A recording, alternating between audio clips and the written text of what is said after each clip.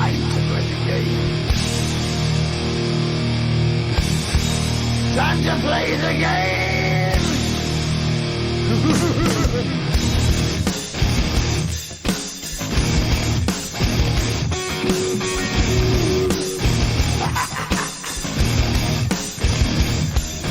It's all about the game and how you play it. All about control. And if you can take it, It's all about the game. All about the And game. how you play it.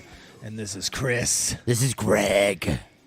And this is Big Talk with Chris and Gregg. How you guys doing out there? All right. Nation. Bring it on, nation. Glad to have you back with us. Heck Again. Yeah. Yo, heck yeah, man. Thank you, everyone listening. In all countries. In all countries across this beautiful, beautiful planet called Earth. We got them all over the place. Third rock from the sun. Third rock from the sun. You got to play a little Motorhead, playing some of the game's entrance music. Hell Love yeah. it, dude. Loving it, man. I love entrance music. Definitely can define a wrestler. For sure. Definitely, bro. You want to get someone pumped? You want to get someone excited when I you hear love that? it. When you hear love the it. music hit, dude, it works. I want to say there's more positive than negatives on that. Oh yeah, for sure. Yeah, you hear some of the music, go, oh shit, it's him, it's her, it's oh my god, it's them. Yeah, it works. Definitely. Elimination Chamber coming up on the 19th. Coming Correct. up on this weekend. So we decided that, we're going to talk about Elimination Chamber. The first pay-per-view wasn't the first Elimination Chamber match. Correct. But it was definitely the first Elimination Chamber pay-per-view. Yeah, so 2010, the first pay-per-view happened from Elimination Chamber. To be honest, when I was doing my homework with Chris, I kind of told him that the first one was this pay-per-view, but when I got in depth in my homework, I noticed that I was wrong, and they had about six, or this was the six, they had about five before. This pay-per-view happened, and I was like, shit, I told Chris the wrong thing. But when when I was doing my homework on it, dude, to be honest, it brought back me a lot of memories. It brought so many fun, exciting stuff that I loved it. So it was actually great. Yeah, so we're going to talk about the Elimination Chamber from 2010. Took place on February 21st in St. Louis, Missouri at the Scott Trade Center. Total of 7 matches on the pay-per-view, 1 dark match. The dark match was Christian defeating Ezekiel Jackson. Oh, okay, cool. In a singles match. But, we can roll right into, I guess, well, hold on a second. Hold on. Like I always forget. This is Big Talk with Chris and Gregg, man. This is the biggest podcast. I almost said pay-per-view. Hey, we could get that big. You never know. Yes. This is the biggest podcast in North Hollywood, California. All right. Number 1. We are number 1. Number 1, dude. You guys want to get a hold of us? Hey, bigtalkcg.podcast. That's where you can get a hold of us on Instagram. BigTalkCG on Twitter. BigTalkCG@gmail.com. Keep that 12-year-old employed. I don't know, dude. Keep her I employed. think we're going to lay her off. No, I'm not ready yet. You're not ready? I'm not ready. All right. We can find something. She can mop the floors in the studio. I mean, There you this go. studio we built, you guys don't understand, dude. The studio we built just for this, just for you, just for the nation is immaculate, and it doesn't get any better. This is top of the line. So, did we build this studio? We built this studio in rock and roll. Ladies and gentlemen, the beginning and end of Gregg's singing career in one moment. I don't know, man. American Idol's going to give me a call. Have you ever done karaoke? Yes, of course. Especially with I've some never seen Jägermeister in as me. long as we've been friends, we've never done karaoke together. We gotta I'm go, not saying at the same We got to time, go but down like- to K-Town and do some karaoke. Are you ready? Why in K-Town? Because that's the best. That's the best place. But then you get what are you talking about? Like the where you rent your own private area? Correct. Private- You rent No, I a wanna do- room. I want to go and do it at a bar in front of like 70 people I don't know. Fine. fine. Can we take footage and put it up for the nation? Sure. If that We ever can- happens, guys, we're gonna put it up. We can definitely for do it, man. everybody. You know, but there's gonna be a lot of Jägermeister and me. What song do you have a go-to? Oh yeah, dude. The Escape song The Escape song. or Tush by ZZ Top. ZZ Top. I have 2 songs that I've always been my go-to. My first song that I love to do is What I Like About You by the Romantics Oh, and Kiss by Prince. wow! I gotta see that one, dude. I love, and I'm more of a person like I know I cannot sing, so I'm more about entertainment value. So I get off on that. Like I can get all right. You don't sing, Chris, but you were good. All right. So I can get away with that. All right, so we're off the subject, but doing that. Interest music kicks ass. Everybody loves wrestlers with entrance music. All right. I forgot my surprise. What is it? So I went to the Super Bowl last weekend. Anyway, so let's go ahead and go to the first match of the pay-per-view was the Elimination Chamber. What? Say that again. I went to the Super Bowl. So anyways, How'd you go Super Bowl? I got a guy. You got a guy. I got a guy. It was One a- ticket. You know we're a couple, right? It's two.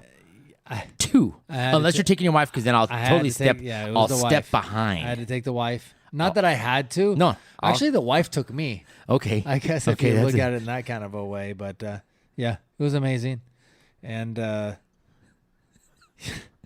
You son of a bitch. we'll just leave it at that. It was a great show. Did you wear our shirt at least? Oh yeah, I wore my Seahawks jersey. I'm a Seahawks fan. I wore You my, son of a gun. That's not what I meant. but I man. wore the Big Talk with Chris and Gregg T-shirt. I was on the jumbotron. Whew, They have okay. the biggest LED television, That's what I want to hear. and I was on it. That's what I and wanna hear. everybody saw us, so we're gonna blow up. Did now. anybody scan your QR code in the back? Yeah, multiple. Yeah. I made That's what him I do wanna it. I made him do That's it. what I want to hear. I I love did. it. I love it. And it was great. Did I tell you I hate But you? I know, but you love me at the same time. I- So let's talk about it. Elimination Chamber. Got it. The lead up to, you got the Royal Rumble, where if you Yes. win the Rumble, you go ahead and you get to challenge whatever title you want to at WrestleMania to headline. Then now they have the Elimination Chamber. If you've never seen this match, I got to be honest with you guys. I've never ever been a fan of the Elimination Chamber match. I think the contraption is too big. I don't like the fact that it's you as a fan in the crowd, you can't see what's going on inside. But okay. I said, Greg, you want to do it on this? And he didn't make me, but he was like, let's just do it on that because it's coming up. Okay, let's do it. I'm fine. I will tell you this, though. I was actually surprised by how much I enjoyed it. I did Got it. enjoy it. So I give Greg a little credit on that for kind of, saying, hey, we're going to do the show on that. So the first match was, or do you want to go over how the match goes, like the Elimination Chamber, how it's set up? Well, it's definitely I don't want to say a cage, but it's definitely Well, it is it's like a Thunderdome. yeah, exactly. It's kind of like a Thunderdome around a cage or built over a cage, and it's just a monstrosity. What is it? 16 tons of steel over it. They So say it's like 2 miles of chain chain. and stuff like that. So on this one, there is 2 main event matches. The first one that started off is Raw's WWE Championship.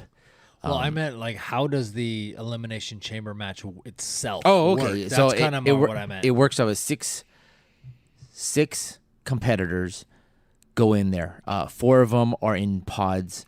2 of them start the match. Every 5 minutes, another competitor comes out. So if the first 2 last 5 minutes, a third one person comes in, and so on and so on. If someone gets pinned or submission, they're out of the match.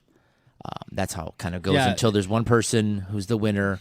And that's kind of, I never really watched one, to be honest with you, because I kind of thought they sounded kind of lame. Because I never had it like explained to me, like, this is exactly what happens. And so the first time I ever watched it, I was like, oh. So, basically exactly what Gregg said. You have 6 competitors. 4 of them are in pods. These little like plexiglass pods that are behind each corner post. And then there's 2 people that start the match. If at any time anybody is pinned or submits while they're in the ring, they're eliminated. The last man standing wins that title that they're wrestling for. But dude, this monstrosity, it's not just like a cage around a ring. They like outside, each side is like metal. Yeah. So it's like they extend the outside of the ring like 7-8 feet. So if you get thrown out of the ring, you fall on metal. Correct. And there's it's lot not of thrown out times of the ring that- and yes. gone onto the floor. You're thrown into metal. And then there's metal chains. Chains. There's a cage. There's the pods themselves. Yeah. It's actually kind of cool how they've used some of the cage as a weapon itself. So now that we've said that, so there were actually in the first Elimination Chamber pay-per-view. Correct. Which is the one we're going to talk about. And in my research, I actually found out that it was called Elimination Chamber everywhere except for one country. Oh. Germany. Wow. Because they didn't want to associate the The name chamber. with Okay. anything from their past. Wow. So it was still called No Way Out. Got which it. was normally what that pay-per-view had been for like whatever many years. The one that was in between Royal Rumble and WrestleMania. Wow, man. I didn't know that. Germany, you said? Yeah, only in Germany. It was still called No Way Out. Wow. That's wild, dude. No, dude. I mean, it's... And I take it as still today, right? So if they... I don't know. Okay. But in that year, it was. Got it. I didn't look anything past that if it was still being called No Way Out. Yeah. It may be. I would figure that because they probably don't want to say that kind of stuff. So, anyways... but they still get the commentary, the Elimination Chamber, the chamber. I mean, they still commentate that way. So anyways, so like Greg was saying, there were 2... actually Elimination Chamber matches. Go ahead and talk about the first one. On this one. So the first one is from Raw, which is the WWE Championship. And there were 6 guys on it. Sheamus was the champion, the defending champion at the time. His competitors were Triple H, Ted DiBiase. Now, I'm going to say Ted DiBiase Jr. because Ted DiBiase to me is the $1 Million Man. That's correct. So Ted DiBiase Jr., Randy Orton, that was his hometown, St. Louis. Yep. He got a huge pop when he came out shit, too. Huge. John Cena, who was the first competitor out, and yes, he had a good pop too. And then Kofi Kingston was on that one. He got a pretty good reaction as well. You know what? At the time, I didn't think Kofi was as big as he got, but I thought he had a good pop on for being, good singles wrestler. Yeah, this was one of those matches though that when I first saw who was going to be in it, I was like, okay, one of these 3 is going to win. I basically, who did you think? I thought it was going to be Cena, Triple H, or Randy Orton. I thought Sheamus was going to lose his title. I was like, there's no way. Yeah. They're not going to keep having this guy carry it. I mean, he was fairly new to the company at that time. Yeah. That's why I didn't like him as champion. Yeah. That's why, to me, he didn't earn that champion yet. He should have had maybe the Intercontinental or the U.S. belt or something like that at the time, and he got the champion. I wasn't happy. And remember, this is 2010, so this is, 12 years ago? So my memory was like, damn, I remember that. But I wasn't thinking Sheamus was all that. But now that I think about it, he was a good wrestler for that time, wrestling for that. Anyways, so Cena was the first one that came out on this to start this, and man, had a great pop. Everybody loved Cena. He came out and it was cool. The next one, Ted DiBiase Jr. came out. Yeah, and these first 4 that we name off, they all go into the pods. The first 4 people go in and get locked into these pods that are behind the corner, and then every 5 minutes, one randomly let me air quote, gets randomly selected to enter back into the match. And then you got Randy Orton. So let me go back. I'm sorry. So when we doing this in 2010, this was Cena's 3rd Elimination Chamber match. Yeah, they had this was, I think, a total of, I think this was the This is the 6th one, correct? The 6th. And because I remember them saying actually specifically in a later match that the second match that Jericho was in, that this was actually his 6th Elimination Chamber, and he had been in every single one Correct. to that point. And then this was Ted DiBiase Jr.'s. This was his first one, and he was still with a faction of Legacy, which was Randy, Ted DiBiase, and Cody. Underused faction, dude. Oh, shoot. Totally underused. Randy's, I didn't hear the one. I don't know if it was his first one or second one on this one. But anyways, Randy Orton, Triple H. This was his 4th out of 5 matches. So he was in 4 of them, and he won 4 of them, I think. Triple H? I think he Yeah. had won 3, but I'm not sure. You might be right. I won't argue with you. 4 on that one. And then you had Kofi, which is his first one. So the 4 that started in the pods, Cena, Ted DiBiase, Randy, Triple H, they're all in the pods. Then all of a sudden Kofi comes out. Now, did you know that Kofi was supposed to be in the prior year one, but he got jumped by somebody? Did not. And I didn't really do my homework on that one. Who jumped him? But he Like got in real life, or no, it was part of the Okay. storyline. He got jumped and didn't participate in the prior Elimination Chamber. when I start looking at this lineup, I start looking at it and go, okay, I get it. Cena's a fan favorite. Triple H is like a favorite to win. Sheamus is the champ. Those 3. Yeah. You got the hometown kid, and then you got the jobber Ted DiBiase, who you know is gonna lose, and then you got Kofi Kingston for high spots. Correct. It's like, oh wow, okay, I get it. I Yeah. get what they're doing here. So you kind of start narrowing it down. Yeah. And then the last one, of course, was Sheamus that came in. Had a good pop. Had a decent pop. I mean, people, I don't think hated him as champion or didn't really think anything else. But I think they were still trying to figure him out. I think they were trying to figure him out. He's a good athlete. He's a good athlete. He's a good wrestler. He's got a good thing going on. I think he's kind of dwindled throughout the days, but I think that he really came out strong. He really got a huge push, and he was believable as champion at that point. Yeah. So Kofi and Sheamus started the match. They lasted 5 minutes, and the next competitor that came out was Triple H. Triple H came out, and they do the anticipation where they have like lights flashing Yes. on all 4 of the competitors. It's like, who's next? Who's Yeah, it goes next? like Yeah. and each time it does it flashes on a different pod. and then a buzzer, and then all of a sudden the who comes out. They do it from like a top view, and then all of a sudden you see who comes out. The first time this one was Triple H. He was slow to get in the Yeah, ring. Triple H, I remember the shot of him. As soon as they said it was him, he just looked at the camera. Like the shot of the camera was from like across the ring over like Sheamus's shoulder, and he just smiled like, "I got your ass." Like that's the look he was giving him. I was like, "Oh shit, he's ready to play the game." Yeah, he comes in and starts kicking ass. He was really slow to get in, but Triple H was known to saying that the chamber, the Elimination Chamber, was the chamber of horrors. Yep. Because you don't walk out how you came in. I Yep. mean, it changes you when you walk out. You're a different type of guy because you handle that stuff.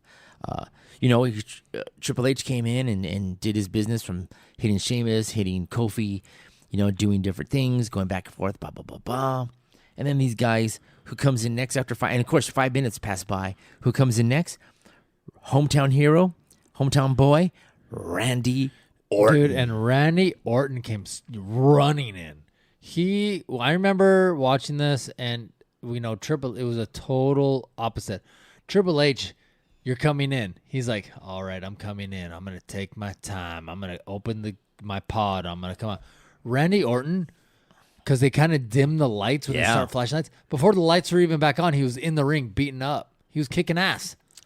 And Yep. he just started kicking ass on everyone, kicking ass on Triple H, kicking ass on Sheamus, kicking ass on everybody, on everybody in the ring, and throwing people. People were going to the steel on the outside. Oh, yeah. He was trying to RKO. He didn't get to RKO anybody at that point. But man, he was just basically stomping mud holes in everyone's ass and walking them dry. That's basically what he was doing. And each guy at the time is getting to hit everybody, blah, blah, blah. I know there was one point where Kofi even takes down all 3 of the guys. Yeah. He did a move. Bam, bam, bam. Kofi does a move and gets all 3 guys down. He's getting pumped.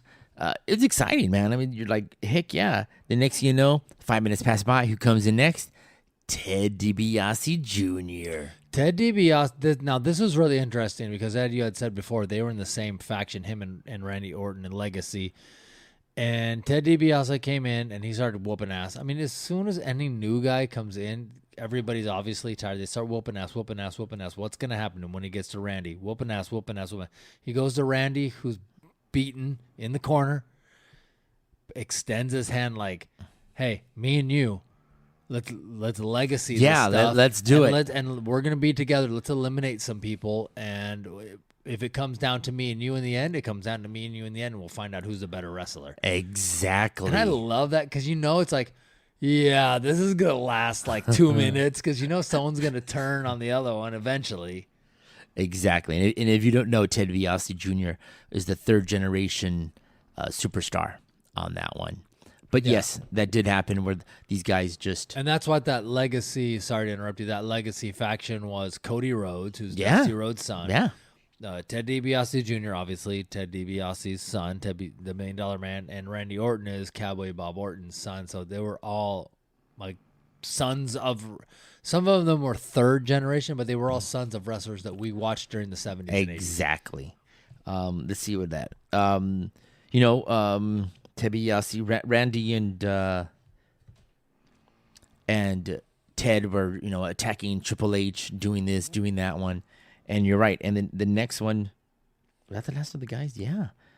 The last of the guys, they the funny thing about that with Ted and Randy, they started to fool around with Kofi, where they started to stretch some of the chains, and then they put Kofi's head through it, and then Ted kind of did like a Boston Crab or like of that, and they started to stretch him, hoping he would tap out or do something. And I'm like, Jesus Christ, how the hell is he surviving on that one? Kicking his ass. They were just kicking his ass doing that. But did you already say Cena came in?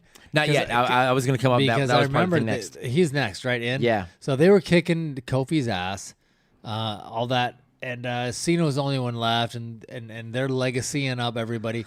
And then they go over by Cena's pod. And they just stand. They're the countdown they start the is countdown. on, and they're just standing outside of it. And Cena's like, oh, what am I going to do? And then the crowd starts cheering. He goes, all right, I'm going to fucking take you guys out. Like, that's his look. Like, I'm going to fist up on you. And the pod opens, and here he comes busting out. Starts busting out. He busts out Ted DiBiase's ass. He beats up Orton. They get in the ring. He does his flying shoulder, the body side suplex kind of move he used to do. 5-knuckle shuffle. Yeah, you know what? Cena does come out swinging, and the crowd went wild. They loved it. Yeah. So a few minutes passed by. So now all 6 competitors are in the ring. All six. And a few minutes passed by. Then all of a sudden, you see Cody come out. Yep. And then throws, and it has a lead pipe in it, throws it in. Ted DiBiase picks it up, and then Randy has Triple H. Nope. Cena has Orton up to give him the FU. Got it. And then all of a sudden you see Ted swing and hit Randy Orton. On accident. He goes to hit Cena, and Cena turns, and he hits Orton. And that's it. And then what does he do? And then, Cena drops to the floor, and what does he have a chance? He looks at Randy. But then Orton also hits Cena with the lead pipe. He hits him in the body somewhere, so Cena falls. But now they're both laid out. And then what does Ted DiBiase do? Pins Randy Orton. The hometown boy, his teammate, first eliminated. It was I did not see that coming. I want to say I did, but I thought it would be Randy over Ted. But you know what? I guess if you're really not going to be the winner of the match, does it matter really when you get eliminated? No. Okay. No. So Orton goes out. More fighting happens. Yeah, go ahead and keep going. More fighting happens. Kofi does a couple of hits, and then, he takes out Ted DiBiase. But, okay, go ahead. Let's see. He covers Randy. Sheamus comes out and starts fooling around with Kofi. Gives him the high cross. That's right. So how long in real time? That was like 2 minutes. Yeah, 2 to 3 minutes. This is what I've been waiting for right now. This is my gripe with this kind of match. It's like it goes and goes and goes, and then all of a sudden, eliminate, and it's like, okay, like that was it. You think Like, you yeah. think too fast that these guys? Well, I think that, an average match is like probably, I would guarantee you, dude, a long match is over 10 minutes, right? You go, oh my God, dude, these guys went over 10 minutes. They went like 15, 20 minutes. So an average match. So these guys are in there for like 30, 40 minutes. So if the first two guys are in there for 5, yeah. why is no one eliminated after like 15 minutes? And then they go 1, 2, 3. That's a gripe I really have with this kind of match is, especially when it comes to the end of this match, is that it's just too fast. Got It's it. too fast. I just don't like, and I have the same gripe with the Royal Rumble, So the next one that comes out is which we need to talk about the Royal Rumble. later date. Sheamus takes out Kofi, and then who's left in the ring? Sheamus, Triple H, John Cena. 3 powerhouses coming out, and they're doing their stuff. Same thing, flipping, hitting, kicking, doing everything they can to take each other out. Let's see. I know Sheamus is going hard on Cena, and Cena gets him, but then he turns around and Triple H just gives him pedigree. That's Yeah. what- Oh, that was it. And then Triple H Eliminates takes that, Sheamus with eliminates pedigree. Sheamus. And then they are like, new champion's going to happen. And then all of a sudden, Cena jumps on him and puts him in the STFU, and it's like, dude, I just saw 3 people eliminated in like 5 minutes. Now that's the end of the match. This is gonna be the end. Yeah. So he puts him in the STFU. After about 30 seconds, 40 seconds, he taps. Yeah. And well, before that, so you're right. Cena puts him in the FTU, and the crowd goes wild. It was like Cena and Triple H is kind of like he was riding a wild bull. I mean, like a bull ride, dude. Triple H was, trying to break out of that of the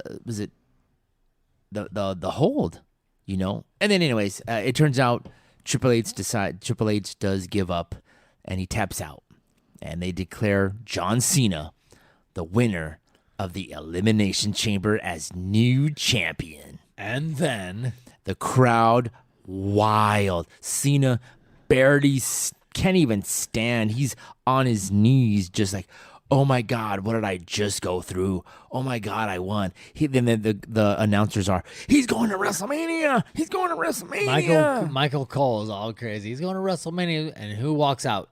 And then they lift the chamber up. Who comes out? Mr. McMahon. No chance in hell. No chance. That was a horrible rendition of his music. Well, it's because I had a few I beers. don't want to try it. Should I try it?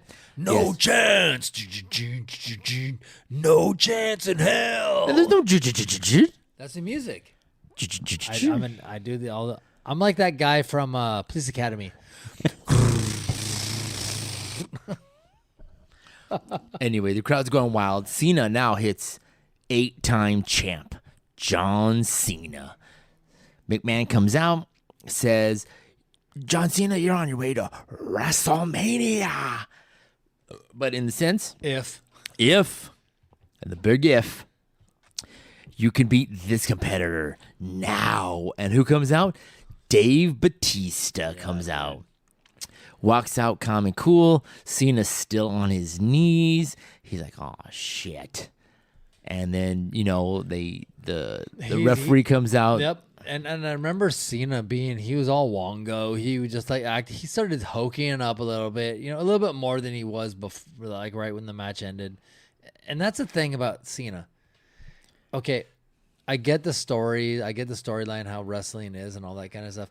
But it's like, dude, you won the match and you looked fine a second ago, but now you're going to act like you can't even barely stand. And so that kind of was like, honestly, as a fan, pissed me off. Like, Okay. stop, dude. You're just as fine a second ago. I get, obviously, the way you're acting now, you're really kind of telling me what's about to happen. Okay, so stop. but, I get, dude. John Cena is Cena- the hokiest motherfucker I've ever seen wrestle. Okay, did you watch that Elimination Chamber match? Yes, I saw it. When he first came out and he was beating people up, and then the first time anything happened to him, remember when Triple H back body dropped him onto the steel out on the outside? Did he land like a fucking pillow? Yes No. or no? And did actually Michael Cole say, Michael Cole said, "Ooh, good thing John Cena landed lightly." Dude, Cena was he broken and beaten at that time, dude. He was 45 minutes passes by from the Elimination Chamber as it started. 45 minutes. Actually, the match was only 45 minutes.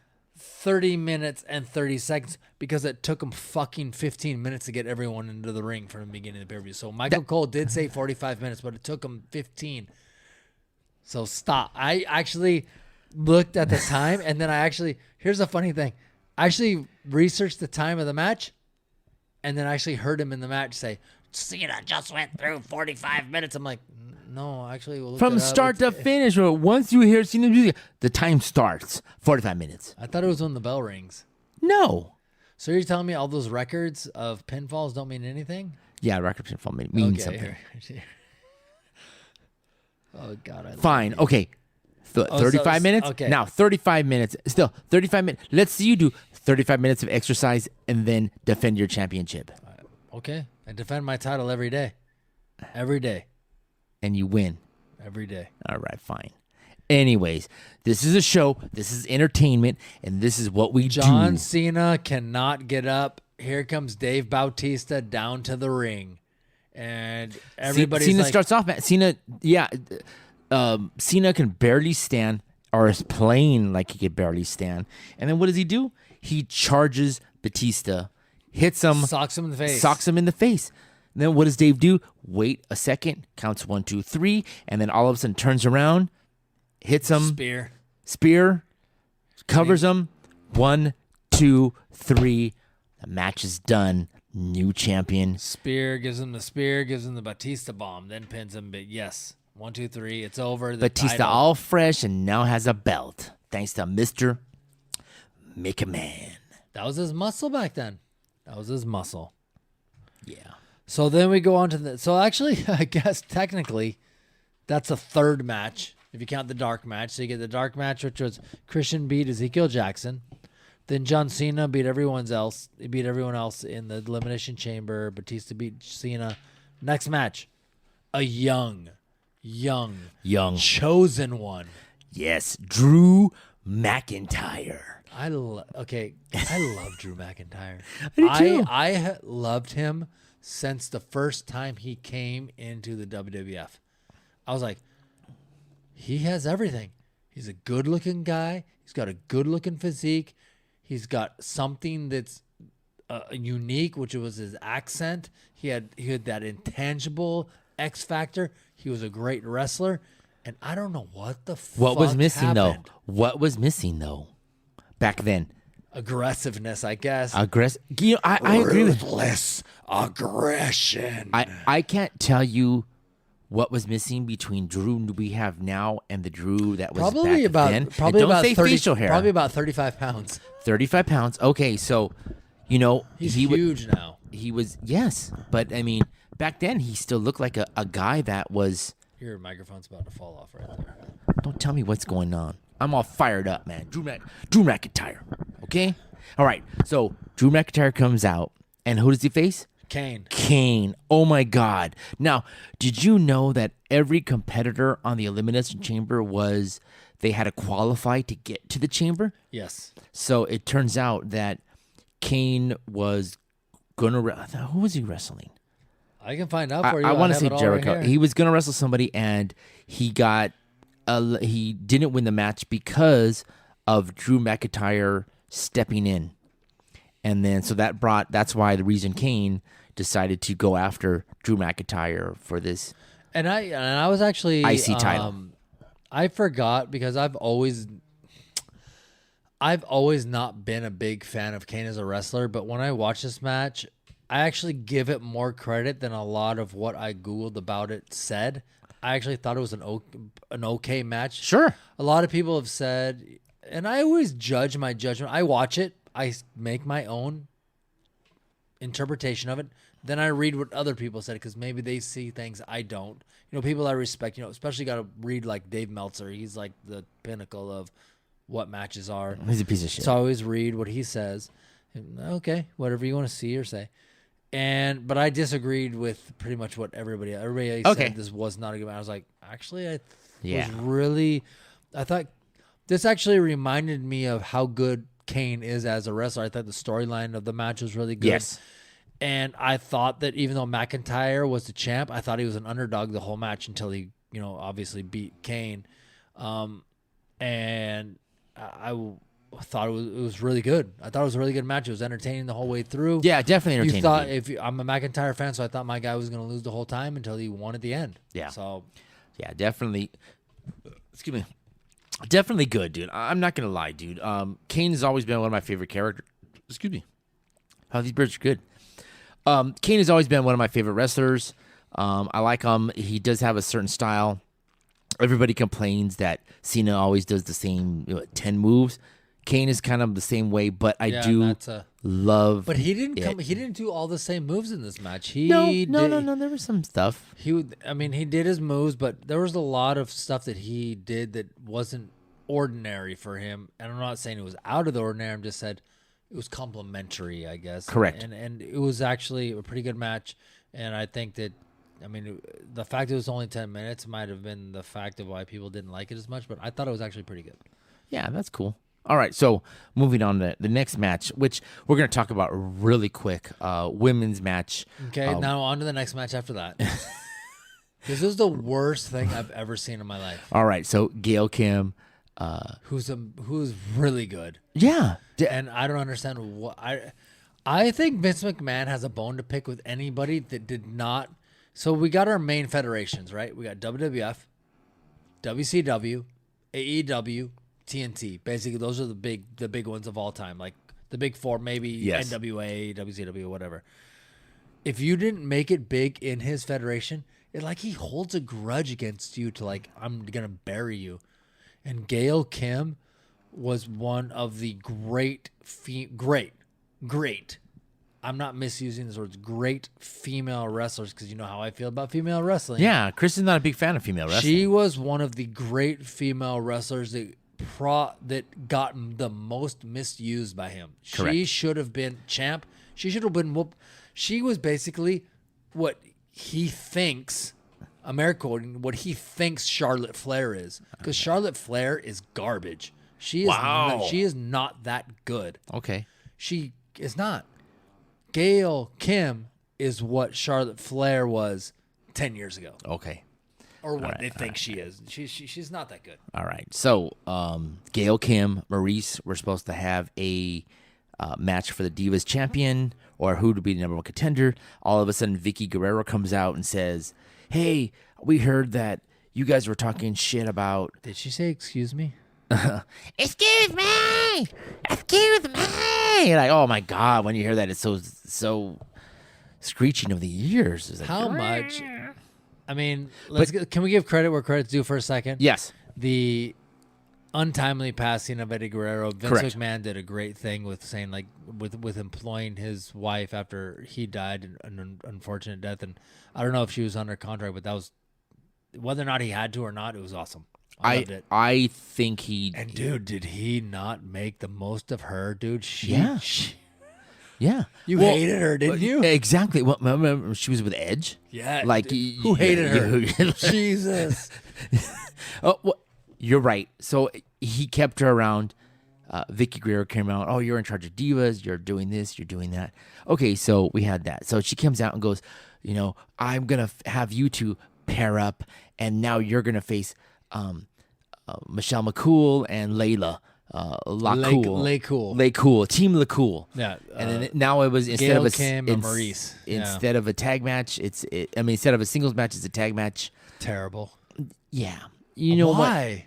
What? You know what? And who was it? Layla was part of the Tough Enough group, so she came out of it. So she was homebred, or that. And Maurice, you know what? She had a lot of work to do. Gail Kim was on point, and Michelle, I think, was, I don't know, at her best, or she was pretty good at the time. Yeah, I really think, I could probably Michelle McCool and Gail Kim are probably the two best wrestlers in that match.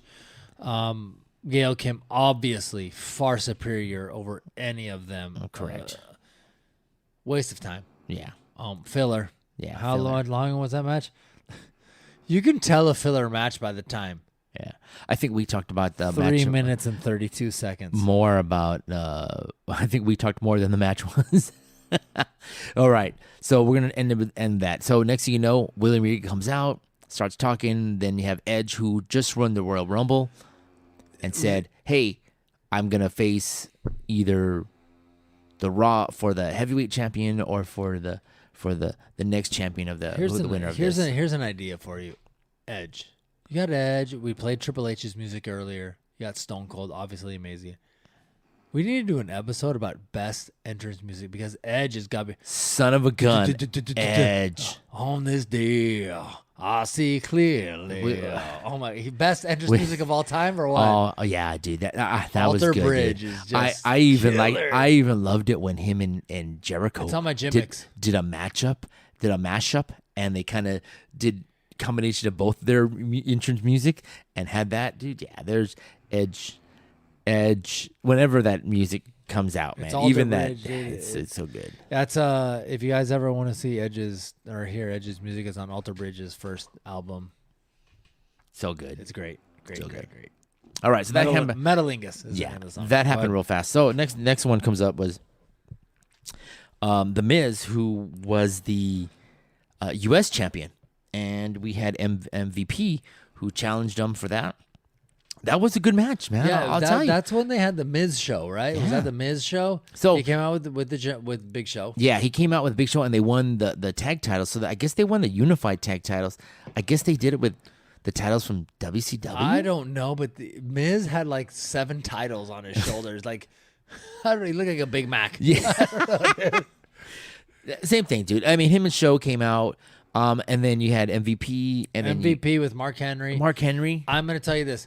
I was thoroughly impressed by this match. I thought it was going to be trash as well. And yes. I was like, because I don't like MVP or The Miz. I don't like either of them. Wow, really? I And love the Miz. Kind of grew on me. So when he was champion or he was headlining WrestleMania, not interested. I think more of his talking and him making me hate him made me love him. And that's I can happened see over the that. years. I And definitely grew, can see that. that grew on me. So every time I see, But not in 2010. I can't remember Greg at 2010 at that I'm gonna time tell you, thinking dude, about that. This match, I was so surprised by this match. I was thinking it was going to be a dud. Correct. I was thinking it was going to be non-interest, and I was actually thoroughly impressed by The Miz. I was thoroughly impressed by Yes. MVP, especially by MVP. I was expecting I just thought it was going to be garbage, and wow, it was really good. Not the best. We're not talking a 5-star match, but we're talking, No. We're talking entertaining. We're talking entertaining. We're talking like, oh, Kept wow. me interested, Oh, okay. hitting their marks, going back and forth, back and forth, back and Yeah, forth, it was hitting good. this, hitting that, and then the ending show hits MVP, Miz 1, 2, 3. It ends, but to be honest, I'm like Chris. I didn't hate it. I didn't hate it. I was like, all right, cool. That was good. It was fun. It was a storyline piece. You Yes, knew that it was definitely a you storyline knew that piece. it wasn't gonna. This wasn't an end of anything. There It was a one more continuing to storyline, consider. yes. Yeah, next Stuff had to pay-per-view go or on. WrestleMania. What's gonna happen next? Because Big Show, the big thing was punching people and punch someone out. Let's go on to the next one. So the next match and All right, final so- match of this pay-per-view. Is for the world heavyweight champion. This is from And SmackDown. These guys are from SmackDown. This is SmackDown, and I will tell you this straight off the bat: this was the best match on the card by far.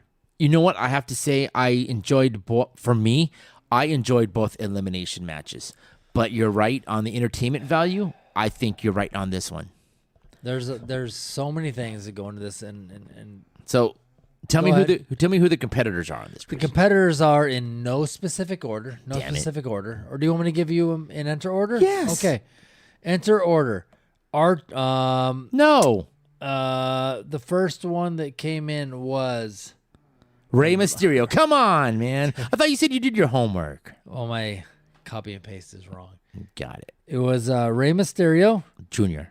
Jr., John Morrison, Okay. Chris Jericho, Yes. The Undertaker, and then the two that went head to head right off the bat First, CM Punk came in because he came in with who was the guy and the girl? So With his Straight Edge Society. Straight Edge And he Society. came in, he was preaching, and then R-Truth came in and said, "What's up? Yeah, no. What's up?" R-Truth cut him off. Yeah, he did. And started to do his rap. So you got Jericho, Undertaker, Morrison, Mysterio, and Pods. You got CM Punk preaching about straight edge means I'm better than you, and then here comes R-Truth saying, "What's up?"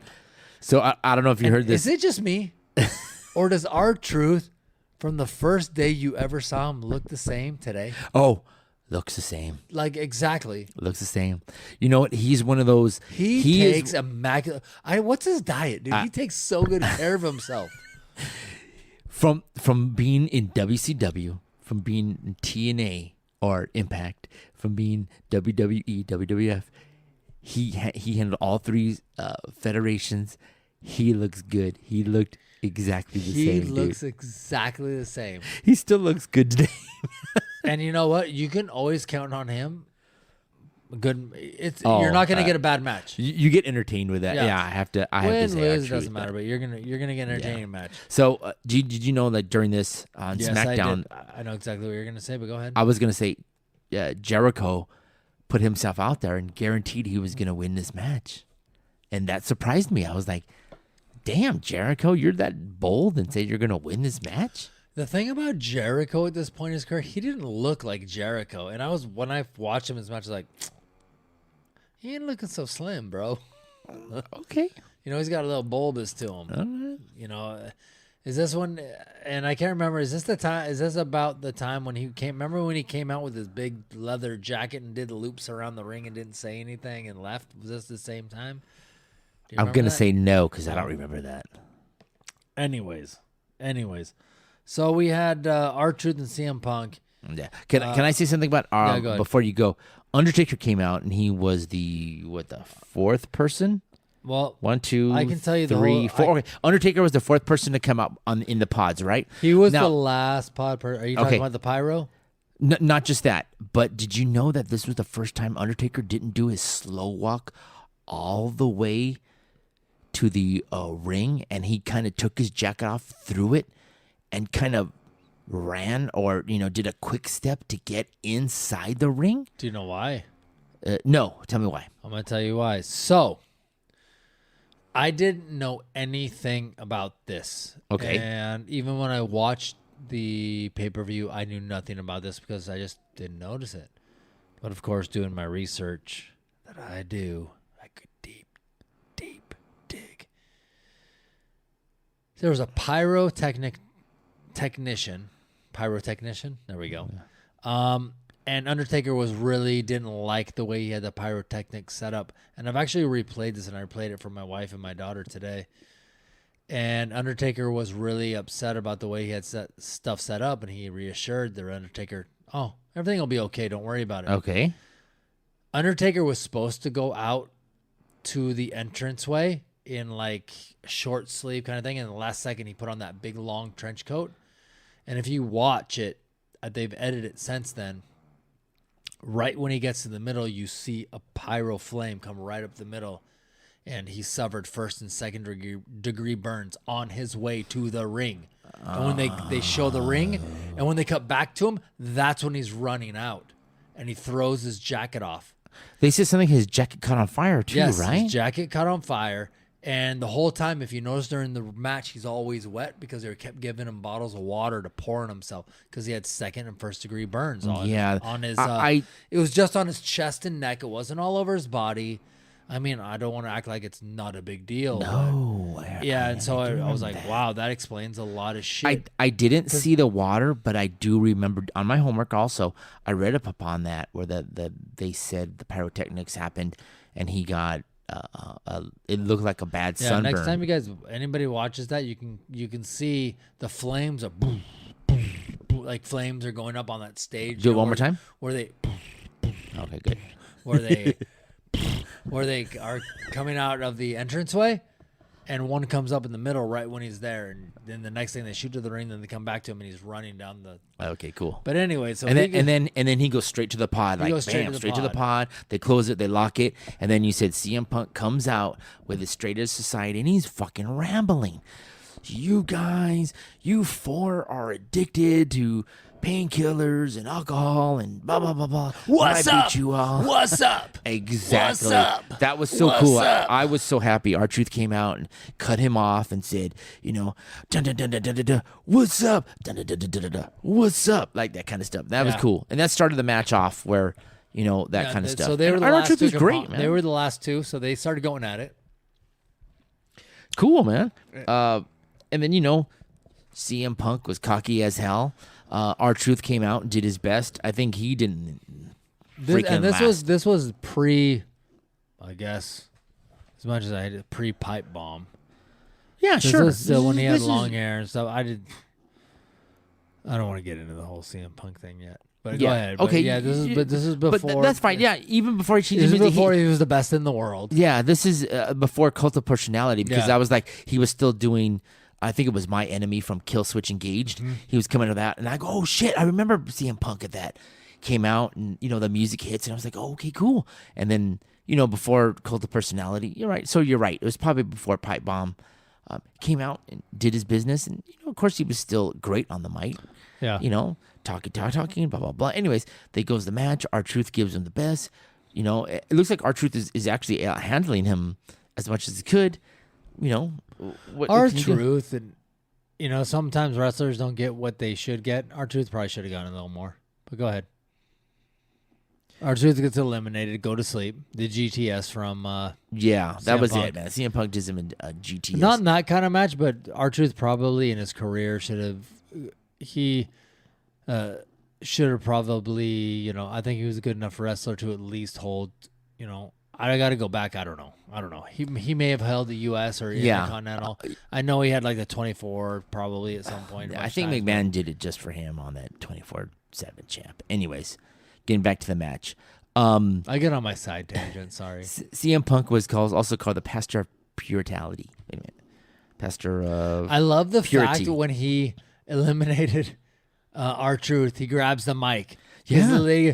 And he says up to the Undertaker, I can't wait for you to get here because I'm going to make you submit like I did before. And he goes up to Morrison saying, your rock star lifestyle is going to prove that you're wrong. And how I'm straight edge means I'm better than you. Right? Put your hand.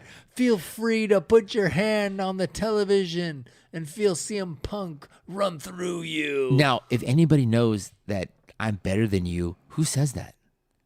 Who does? Oh, do you AEW? No. AEW? Oh, there's a wrestler, Maxwell J. Freeman, and does that. Says, "I'm better than you," and there's in his style, he's wrestling CM Punk or has a feud with him, and they show this little kid with CM Punk, and you know, like when you meet, you know, your heroes and stuff like that. So I was a kid and I thought CM Punk was the best, but. You know, his catchphrase is "I'm better than you." So there's a CM Punk meeting the guy. Yeah. It's actually pretty good now that I saw it, and that was one of the things. Remember, I'm telling you, I'm watching it and I'm laughing, I'm giggling, and all these emotions of all these wrestlers come up to me, and I'm like, oh my god, he said that, and I laughed and I go, that's where he got it. I'm better than you. I go, oh, okay, cool. You know, go on from there. The match goes on. I think who comes out next? Morrison comes out next. And, you know, Morrison may have given the best show in the whole match. He had a lot of high spots. He did his, you know, what was that move? What did he call it when he did that little splits off the ropes? He did that a couple of times. He did a bunch of moves. Morrison actually put on a good show in that match. I thought. Yeah, he did good. He probably put on out of all the competitors in that match, probably was right up there with. I think he put on a good match, even though he was not a star. Oh yeah, he yet. was not a star. I think he had been Intercontinental Champion at that time before. Actually, I remember Michael Cole saying in that match at that time in 2010. Okay, let's talk about who's in this. Undertaker, Yes. Rey Mysterio, John Morrison, CM Punk, R-Truth, Jericho. At that time, those 6 wrestlers, 77 titles Yes. had been held. I'm sure because you watched it as much as I did. Yeah. Michael Cole said 77 titles in 2010. So probably at the point we're watching it now, probably double that. Probably 150 titles have been held between those people. We're talking about some of the greatest wrestlers ever. Yeah, 'Cause definitely. there's a man. lot of wrestlers. I mean, you can look at like someone like John Morrison. In his era, was he the best? No. Was he entertaining? Yes. Did he wrestle around a couple of federations? Yes. Did he hold titles? Yes, he did. You know why? Because he was good. Yes. He was consistent. He was always there, reliable, good show, and a good wrestler. Yeah. And those are the ingredients you need. And he could talk. Yeah. And he could wrestle. Yeah. And he was a good looking guy too. So Good people looking guy. are- Good are- physique. Good looking Yeah. guy. And, you know, those are the things you need because you can be all these things, but if you're missing one or two of those, can I rely on you? No. No. Can you talk? No. Can you do this? No. Can you do and you know, we're going to give you some titles. Yeah. And not give them, but you've earned them because of your reputation and your ethic and the Correct. way you've done things. And I don't know why I went on that side tangent, but It's all right because you like Morrison, man. You want to talk about him. Anyways, back to the match. Who comes out next? Rey Mysterio Jr. Comes out swinging, man. Comes out swinging, goes straight after CM Punk. So there he is matching. He's swinging, doing stuff, hits, trying to do the 619 on Punk and Morrison. yep. You know what I mean? Back and forth, back and forth, back and forth. Man, these guys are good, man. They're not fooling around. That's what I love about this match is I thought this had. I was surprised because I saw the wrestlers in the first one and I was so disappointed by how almost hokey it was. Where this one was fluid, and it was like water. Like it just seemed to flow right. Now, did you like it better that the guys got out of the still in the pods and some of them being eliminated, or having them all 6 together and eliminating each other one by one? I think the fact that they all got in there at once and then it was eliminate, eliminate, eliminate, eliminate, and Pissed then it was you last off? two. And I liked the way that this one went where CM Punk got eliminated. Or no, I'm sorry. R-Truth got eliminated and CM Punk got a minute. You know, I liked that. It's just like the Royal Rumble where you have all these competitors wrestling for so long and then all of a sudden the last 2 guys are there and it lasts like 1 minute. Yeah. It's like, that was stupid. It's like I just watched like 60 minutes of wrestling to watch one person get eliminated in less than a minute. No, I need to see the last 2 guys. These are supposed to be the Yeah. best 2. Yeah. Let's see them go at it. So what I liked about going on, continuing with the match, is, Cena. No, sorry, not Cena. Rey Mysterio and CM Punk were kind of going on the ropes, and it looked like Rey wanted to get on top of the pod On top of the pod. to do like a move or something, but CM Punk held him to pulling him down, and then they're trying to switch him back, or he was trying to do the GTS on him, kind of messed him up, didn't do that, Exactly, yeah, he was trying and to then get- all of a sudden, then he kicked, then Rey Mysterio kicked CM Punk, knocked him down, he fell into the ring. Rey Mysterio got able to do a splash on him, bam, 1, 2, 3. Punk's out the door. Punk is Crowd out. goes wild. This fucker is talking too much shit. He's out the door. The next thing you know, you got who was it comes next? I think Jericho was the one that got next. Jericho came in. So who's left? So we got Rey Mysterio, Rey Mysterio, Morrison, Jericho, and Undertaker's still in the pod. Undertaker's still in the pod. So Jericho comes out. Jericho comes out and does, whatever Jericho does, starts swinging and hitting and doing his moves and different items like that. Let's see. So at the time, Jericho was a 5-time world champion, 9-time IC champion, and Jericho could match Rey Mysterio's lucha background, because I said it before. Jericho is. It's hard for me to say, but he may be the best wrestler I've ever seen. I love Bret Hart. I think Bret Hart's the best, but Jericho can wrestle in any way, form, shape, federation, territory, style, crowd, ring size. Doesn't matter. Jericho can adapt to everything, and he says that in his documentary. Like he equates himself to like if you're building something from clay. I'm slapping some clay. I'm gonna mold myself like this. I'm gonna slap myself on. I'm gonna mold myself like this. You listen. I mean, Corazon de Leon. When he was in Mexico. I mean, that's where he learned the lucha style. It's just great. Jericho is great. Sorry, side tangent again. No. I agree with you, man. And then on the match goes on. I think was it Jericho had the walls of Jericho on, was it Rey Mysterio? Yep. And then it gets saved by the buzzard. And I think I don't know if we jumped the gun and thought Morrison was in earlier, but it's us being excited. Comes in. I think Morrison saves Rey on that kind of stuff. Anyways, Morrison is able to pin Rey Mysterio, and then next thing you know, you got Jericho, Morrison, and Undertaker in the pod. comes in. Undertaker comes out, man, and then he's just ready to roll. I mean, he's the last one, on that kind of stuff. And he's whooping ass. He's whooping ass. And I'm thinking to myself, I would not expect Morrison to still be in there. I'm like, is it? And the things I love about these matches where the unpredictability is so high, like a Royal Rumble, an Elimination Chamber, anything like that, is I love the fact that it gives an opportunity for whatever federation it is to take it in another direction. So I'm thinking, there's a chance Morrison can actually win this.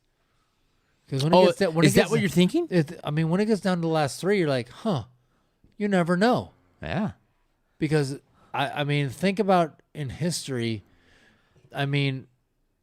Stone Cold, The Rock, Shawn Michaels winning 3 times. You can take these things, not necessarily a wrestler that's never been champ, but maybe someone that's going to be newly inserted into the championship that was there and left and came back. Yeah. And you never know what can happen. And I just love it. Like, these are just great opportunities. And I still don't think they take advantage of them as much as they should.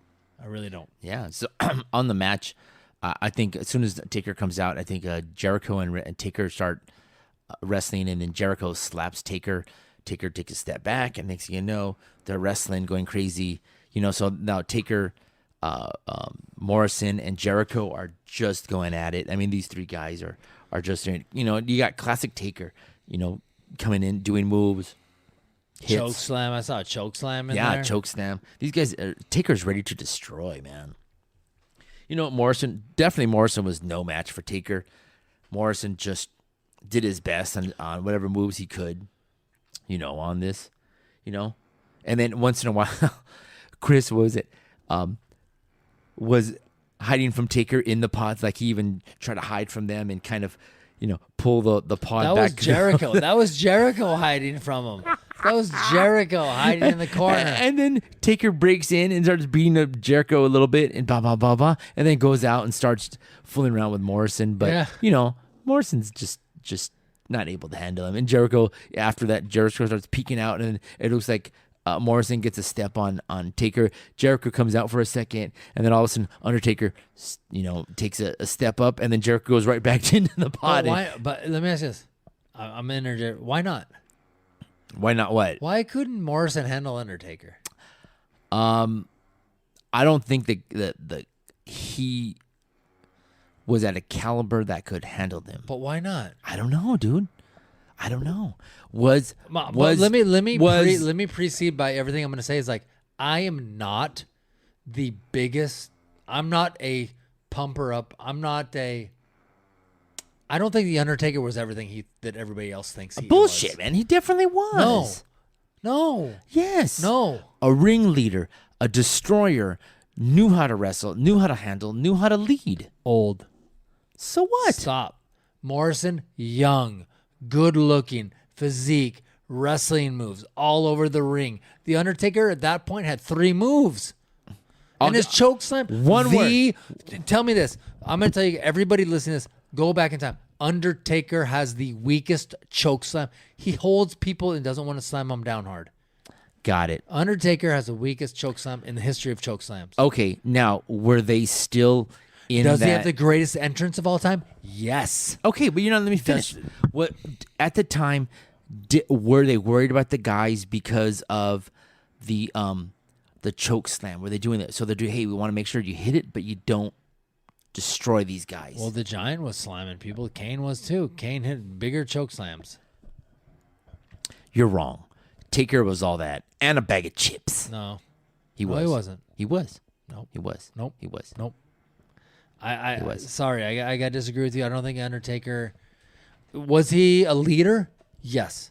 Was he one of the best guys?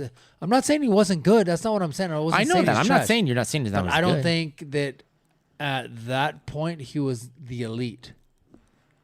Okay. I think it was time to pass it on. And he just kept hanging on and hanging on and hanging on. I think when they decided to, when they decided I think that his to, whole thing went on like 5 years too long. Okay. I'll give you that, because I think that when Taker lost to Brock is when they started to do that shift. Should have gone on. It should have happened. Okay. I don't want to. Well, when we talk about the end of this match, then I'll talk about more. Go ahead. All right. Where was I in this match? All right. So yeah, Chris was still in the pod.